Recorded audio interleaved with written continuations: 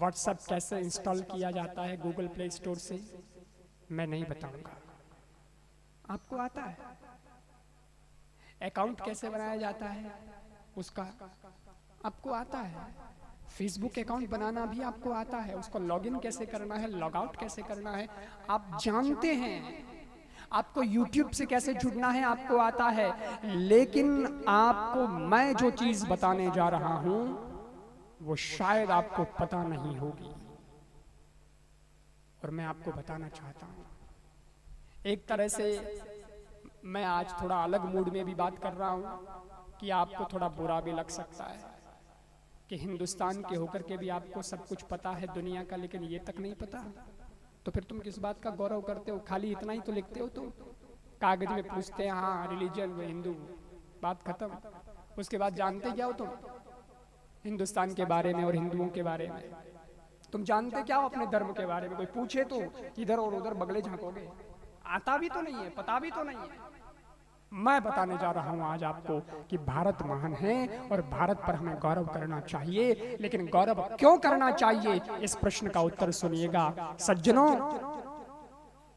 America computer, car, technology, बहुत सारी machinery, बहुत सॉफ्टवेयर, पता नहीं एडवांस कितना कुछ वो पैदा करता है। लेकिन भारत भले ही कोई टेक्नोलॉजी न बनाता हो, भारत भले ही कुछ अमेरिका के बराबर की मशीनरी न बना पाता हो, लेकिन फिर भी भारत मान है, क्योंकि जो अमेरिका पैदा नहीं करता वो भारत पैदा करता है। जो अमेरिका पूरी दुनिया को नहीं दे पाया वो भारत देता है। क्या देता है आपको पता है? मेरा भारत महान इसलिए है क्योंकि सज्जनों यही वो देश है जिस देश के अंदर 19 नवंबर 1835 को एक बच्ची जन्मती है जिसका नाम होता है मनु। और वो बच्ची सामान्य बालिकाओं से अलग है, और बच्चियां तो गुड़िया से खेला करती है, लेकिन वो बालिका गुड़िया से नहीं खेलती। उसका बचपन खर्ची, तीर और भालों में खेलने में बीतता है। उसका बचपन तलवार से खेलने में बीतता है। वो बड़ी होती है तो उसके तलवार की चमक, उसके भाले का वार, उसके तीर का निशाना कभी खाली नहीं जाता है। घोड़े की सवारी वो करती है सज्जनों, तो उसके पीछे उसका कोई पीछा नहीं कर पाता। और वो शत्रु जब उसके सामने आता है तो शत्रु को जान बचाना महंगा पड़ जाता है।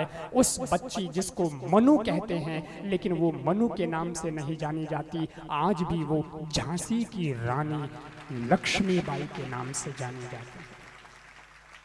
वो बालिका ये अमेरिका नहीं दे सकता सज्जनों, ये भारत देता है, ये भारत पैदा करता है। इसलिए हमारा भारत महान है सज्जनों। मैं और बताना चाहता हूं कि मेरा भारत महान क्यों है। 363 ईस्वी पूर्व वैशाखी पूर्णिमा के दिन हिमाचल की तराइयों में कपिलवस्तु नामक गणराज्य में राजा शुद्धोधन, उनकी रानी महामाया और उनका राज्यवन लुम्बिनी में एक बालक जन्म लेता है महामाया के गर्भ से। वो माँ तो फिर चली जाती है जन्म देकर के उस बच्चे को, लेकिन प्रजापति नाम की जो दूसरी रानी होती है वो फिर उसकी माँ कहलाती है, और वो उसका पालन पोषण सब कुछ वही करती है। उस बालक का पालन पोषण होता है, उस बालक का नाम रखा जाता है सिद्धार्थ। और वही बालक राजा का बेटा, राजकुमार, उसके वहां खाने की, पीने की, रहने की सुविधा की किसी बात की कमी नहीं। लेकिन उस भर जवानी के अंदर वो इन सब के प्रलोभन में नहीं आता है, निकल जाता है वन में, भजन करता है, साधना करता है। 6 साल तक वन में साधना करता है, और फिर वो उस बुद्धत्व को प्राप्त होता है। तो वापस जब सिद्धार्थ लौट करके आता है तो सिद्धार्थ नहीं रहता है, वो गौतम बुद्ध बन जाया करता है और सारी दुनिया को संदेश देता है। सज्जनों, वो गौतम बुद्ध का अवतार भी अमेरिका में नहीं हुआ, जापान में नहीं हुआ, जर्मनी में नहीं हुआ, भारत की धरती पर हुआ।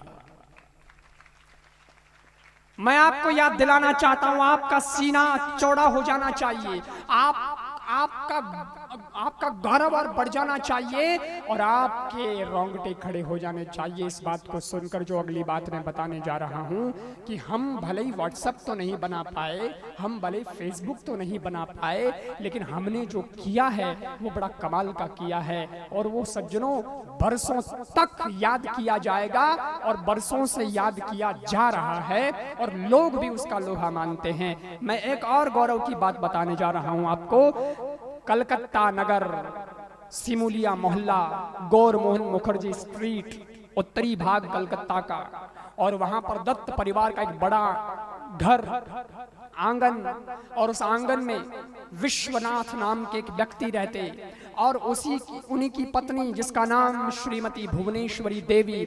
परंतु समस्या ये कि उसको कोई बालक नहीं, तब वो शंकर जी की आराधना करती है। इतनी आराधना करती है शंकर भगवान की कि वो शंकर भगवान से पुत्र रत्न की प्राप्ति के लिए मांग करती है। और एक दिन शंकर भगवान की आराधना कर रही थी, सुबह से शाम हो गई, आराधना करते करते थकान महसूस हुई तो वहीं पूजा करते करते पूजा घर में लेट गई। और सज्जनों नींद में सपना ऐसा आया, उसको लगा कि शंकर भगवान साक्षात बालक के रूप में मेरे गर्भ में प्रवेश कर रहे हैं। और फिर सज्जनों समय बीतता है, जो स्वाभाविक समय होता है बच्चे के पैदा होने का, वो अंतराल 9 महीने का बीतता है। और उसके बाद सज्जनों 1863 के अंदर 12 जनवरी को 6:33 पर आकाश के सूर्य उदय से पहले धरती का सूर्य उदय हो जाता है। उस बच्चे का जन्म होता है। परिवार उसको बेला के नाम से जानता है। पहले उसका नाम वीरेश्वर रखा जाता है, पर परिवार में लाड प्यार से उसको बेला के नाम से जाना जाता है। दोस्त उसको नरेंद्रनाथ के नाम से जानते हैं, उसके गुरु उसको नरेन के नाम से पुकारते हैं। और वो अपना स्वयं परिचय जब देता है तो विविदिशानंद के रूप में देता है, लेकिन सारी दुनिया ने उसको स्वामी विवेकानंद के रूप में जाना। ये मेरा भारत है। आपको समझ में आ रहा है कि मैं क्या कहने जा रहा हूं? सज्जनों, इतना ही नहीं, इसी देश के अंदर 27 सितंबर 1907 को एक बालक का जन्म होता है। राष्ट्र सर्वोपरि का नारा वो देता है। बहुत छोटी सी जिंदगी वो जीता है, लेकिन युवाओं के अंदर देशभक्ति का ज्वार भर देता है। और बहुत छोटी सी जिंदगी 23 मार्च 1931 को कुल मिलाकर के 23 साल 5 महीने और 26 दिन जी करके इस दुनिया से विदा ये कहते हुए हो जाता है कि हम तो जा रहे हैं अहले वतन हौसले से रहना और रुखस्त हो रहे हैं। इतना कहकर वो चला जाता है। लेकिन वो भले ही चला जाए, लेकिन भारत के युवाओं के अंदर कभी नहीं खत्म होने वाला एक ज्वार देशभक्ति का पैदा करके चला जाता है। उस युवा का नाम होता है शहीदे आजम भगत सिंह। पंजाब प्रांत के बंगा, लायलपुर जिला बंगा गांव का ये भगत सिंह।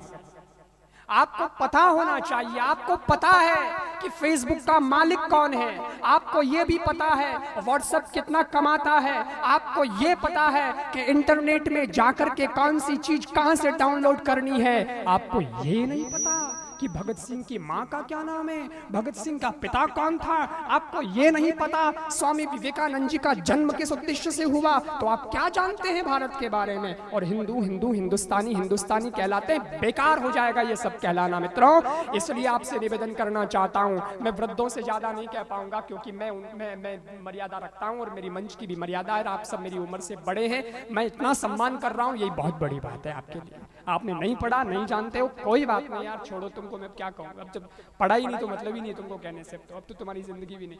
लेकिन मैं युवाओं से कहना चाहता हूँ कि तुम तो पढ़ो यार, कम से कम तुम्हें तो तुम्हारा बच्चा पूछेगा तो कम से कम तुम ये तो बता सको कि बेटा ये हमारे पूर्वदा थे, ये हमारे पूर्वज थे और इनसे हमें इनसे हमें प्रेरणा लेनी चाहिए, इनकी बातों पर हमें चलना है। क्योंकि अगर माँ बाप नहीं जान पाए, बच्चे नहीं जान पाएंगे, आप नहीं जान पाए, आपके बच्चे नहीं जान पाएंगे, तो हिंदुस्तान कहाँ जाएगा? सज्जनों, हिंदुस्तान की स्थिति क्या होगी आप सोच सकते हैं। हम दूसरों को दोष देते फिरते, हम दूसरों को दोष देते हैं कि वो ऐसे, ये ऐसे, वो ऐसे, वो ऐसे, लेकिन दूसरों को दोष देने से काम नहीं चलेगा मित्रों। हमें खुद को जागना होगा कि हमें क्या करना है और कैसे हमारे हिंदुस्तान को बचा करके रखना है। मैं भूल नहीं सकता इस प्रसंग पर उस महापुरुष को जिसका जन्म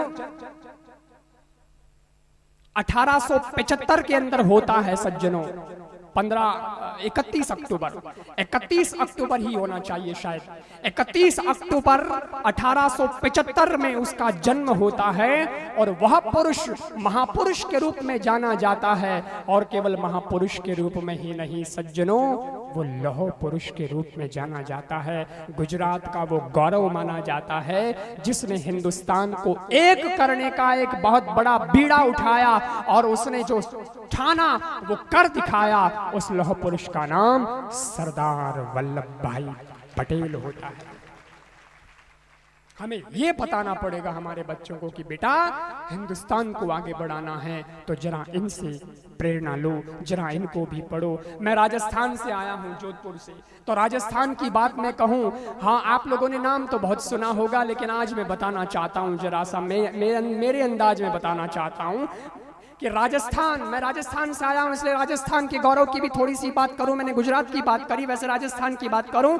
महाराणा उदय सिंह के रनिवास के अंदर बहुत सारी रानियां थी, उन्हीं में एक जेलोर वंश की रानी थी जेवंता बाई।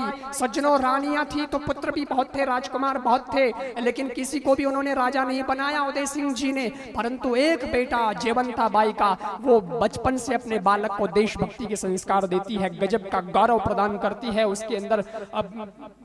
मतलब इस प्रकार की देशभक्ति भर देती है कि मत पूछो आप। वो बालक शुरू से ही योद्धा बनने की तैयारी करता है, देशभक्ति की कहानियां सुनता है, माँ के आसपास डोलता है और धीरे धीरे वो बालक बड़ा होता है। वो बड़ा होता है सज्जनों तो मुगलों के दांत खट्टे कर देता है और मेवाड़ को मुगलों से आजाद करवा देता है। 9 मई 1540 को उसका जन्म कुंभलगढ़ में होता है और उसका नाम होता है महाराणा प्रताप। ये वो महाराणा प्रताप हमारे गौरव वो हैं। इसलिए मैं आपको बताना चाहता हूं कि आप माताओं, आपका भी फर्ज बनता है। मैंने कंस की बात बताई, मैंने कृष्ण की बात बताई, लेकिन आज के हिंदुस्तान के अंदर भी बहुत सारे कंस हैं। तब एक कृष्ण आ गए थे और एक ही कंस था। मुद्दा पूरा हो गया, बात निपट गई, सलट गया, कोई बात नहीं, कोई टेंशन नहीं। लेकिन आज हिंदुस्तान की सूरत कैसी है? ये तो मैंने इतिहास बताया गौरवशाली और आप लोग खुश हुए, लेकिन अब सुनिएगा आज का हिंदुस्तान कैसा है, आज का युवा कैसा है। मुझे बहुत दुख होता है जो आज का युवा बड़े अच्छे अच्छे अध्ययन करता और बहुत अच्छी अच्छी बातें करता और हमारे देश को और विश्व का मार्गदर्शन करता, उसकी बजाय वो युवा आज क्लब में जा रहा है। वो युवा आज दारू की बोतलें खोल करके बैठा है, सुरा और सुंदरी में डूबा है और अपनी जिंदगी को गंदगी बना करके बैठा है।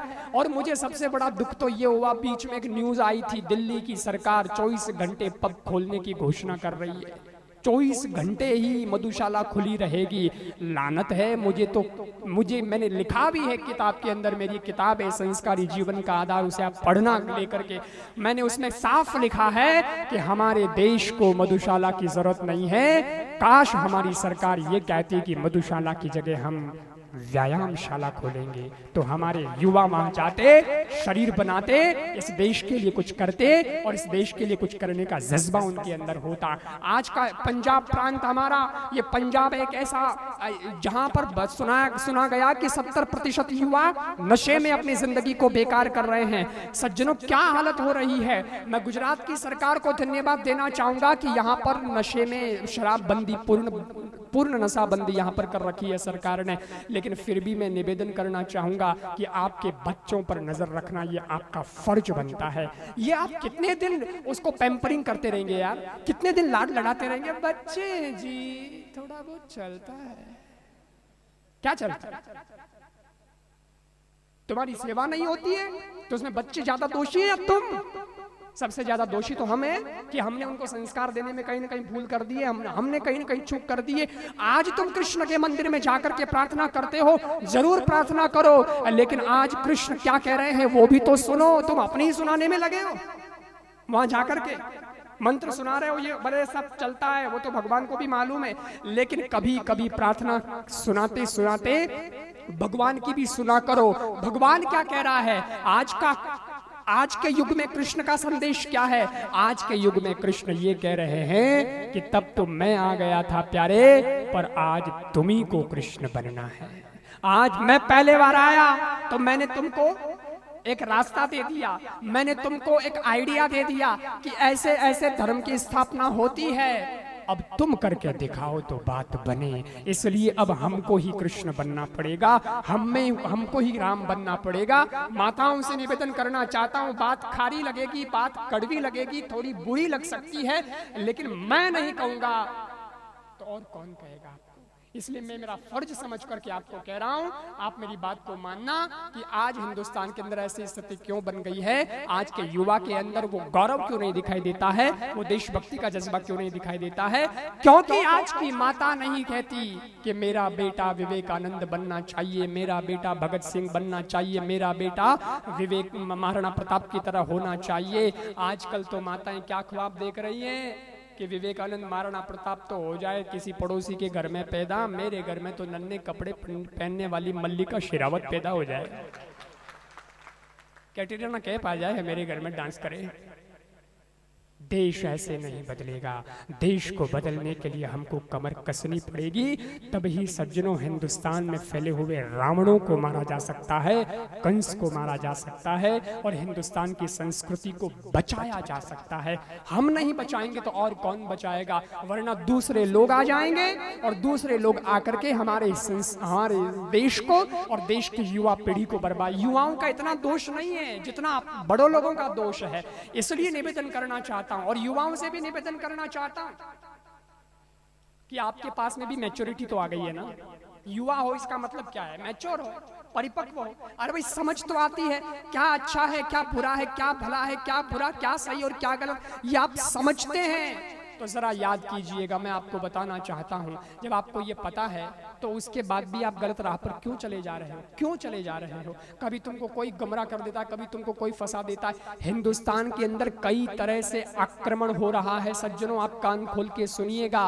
और उसमें कितने संगठन आ चुके हैं। उसमें एक ऐसा भी होता है, लव जिहाद नाम से एक ऐसा काम हो रहा है जिसकी वजह से धर्मांतरण का काम बहुत जबरदस्त बढ़ रहा है। उसकी वजह से हिंदुस्तान के लोगों को तोड़ने की कोशिश की जा रही है। मैं निवेदन करना चाहता हूं युवाओं से कि आप वासना में मत भटकिएगा, जरा उपासना करके अपने अंदर की आंखों को खोलिएगा कि मैं कहां जा रहा हूं या मैं कहां जा रही हूं। हम वो काम क्यों करें जिसकी वजह से, मैं एक ही बात कहता हूं लड़कों लड़कियों को भी कि आप काम करना तो ऐसा करना जिसमें तुम्हें ही खुशी हो, ऐसा नहीं। हो सकता है तुमको तो क्षण भर की खुशी मिल भी जाए, लेकिन काम ऐसा करना कि परमानेंट खुशी मिले, और दूसरा ऐसा कि खुद को ही खुशी हो, ऐसा नहीं बल्कि तुम्हारे माँ बाप को भी खुशी हो, ऐसा काम करना। मैं दावे से कहता हूं वो काम गलत तो कभी हो ही नहीं सकता, वो काम सही ही होगा। और दूसरी बात कहता हूं कि किसी एक दिल को रखने के लिए अपने माँ बाप के दोनों दिलों को तोड़ मत देना। बस इतना निवेदन आपसे करना चाहता हूँ। आपको समझ में आ जाना चाहिए कि मैं क्या कहना चाह रहा हूँ। इंटरनेट इंटरनेट इंटरनेट का सर्वे बताता है। आज मैं आपको बताऊं कि सज्जनों, इंटरनेट का मैं विरोधी नहीं हूं, इंटरनेट को मैं कोई गालियां तो दे नहीं रहा हूं, क्योंकि ऐसा इतिहास में कभी नहीं हुआ जो इस इंटरनेट के माध्यम से हो रहा है। इंस्टाग्राम, फेसबुक, व्हाट्सएप, ट्विटर, एक मैसेज भेजो साहब, करोड़ों लोगों तक पहुंच जाता है। आप कितनी बात अच्छी शेयर करना चाहते हैं, वो एक साथ यहाँ बैठे बैठे आपके घर से पहुंच जाएगी पूरी दुनिया के उस कोने तक। तो काम तो बढ़िया है ना, कुछ गलत तो नहीं है, अच्छा काम है ना, और बिल्कुल ठीक है, उसका इस्तेमाल होना ही चाहिए। लेकिन जियो फ्री आ गया। अब जियो फ्री आ गया तो सर्वे में मैंने पता लगाया कि आजकल नेट पे क्या चल रहा है, 70% पोर्नोग्राफी में केवल लड़कों का समय जा रहा है। बोलो आप, क्या इसलिए दिया था जियो फ्री? 70% उनका समय सिर्फ पोर्नोग्राफी के अंदर यूज हो रहा है सज्जनों। देने वाले ने तो दे दिया, उसने काम कर दिया कि जियो फ्री 3 महीने तक फ्री, ये फ्री, इतने महीने तक ये फ्री, ये प्लान ले लो, जियो फ्री। लेकिन समझ में नहीं आ रहा यार, जियो फ्री है कि छोरे फ्री है, लड़के फ्री है कि जियो फ्री है, और लगाए जा रहे हैं मोबाइल की स्क्रीन पर, चले जा रहे हैं। अरे जरा सोचो तो सही कि हमें उसका इस्तेमाल कैसा करना है, क्या करना है। जिस दिन ये आपको समझ में आ जाएगा, अंदर की आंखें आपकी खुल जाएगी, मैं समझता हूं हिंदुस्तान अंदर से भी मजबूत हो जाएगा और बाहर से भी मजबूत हो जाएगा। ये दोनों काम आपको करने हैं और इस कृष्ण के संदेश से यही सीख लेनी है कि अब हम सब लड़ेंगे और हम सब आगे बढ़ करके जितने विकार रूपी, दुर्गुण रूपी या कंस जो हिंदुस्तान के अंदर फैल रहे हैं, जो हमारी संस्कृति को खत्म कर रहे हैं, उनसे हम लोहा लेंगे और अपने हिंदुस्तान को बचाएंगे। बस इतना ही निवेदन करना चाहता हूं, यही हमें समझ लेना है सज्जनों, तो एकदम आनंद ही आनंद हो जाएगा। इतना निवेदन करना चाहता हूं, जिस दिन आप जग जाएंगे, क्योंकि मैं किसी और को जगाने के लिए नहीं बैठा कि वो जग जाए, ये जग जाए। मैं तो कहता हूं हमको जगना है यार। किसी दूसरे को अंगुली बताने से पहले हमें अपनों को देखना है कि हम क्या है। आप स्वयं जिस दिन जग जाएंगे, उस दिन सज्जनों पूरा हिंदुस्तान जग जाएगा। शुरुआत हमको अपने घर से कर लेनी है, इतना मैं आप सब लोगों से निवेदन करता हूं।